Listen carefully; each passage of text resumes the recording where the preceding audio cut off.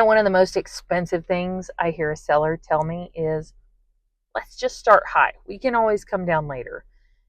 And the problem with that is you can lower the price later. But that first week on the market, all that excitement and energy and unknown about your house, we can't get that back because buyers aren't taking weeks to discover your house anymore.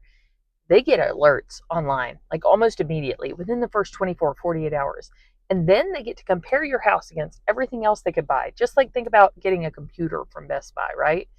So if we launch too high, the very ideal buyers that we're looking for can see it, decide it's not a good value compared to everything else they're seeing, and they can move on. And then a few weeks later, we reduce the price. But now that buyer's either gone, or instead of being the exciting new listing, we're the house that everybody else has already looked over. And they start seeing the price come down and they think, what's wrong with that house? So that's the reason I tell my sellers, we're not trying to pick the highest price, hoping we find somebody, the right buyer that might pay.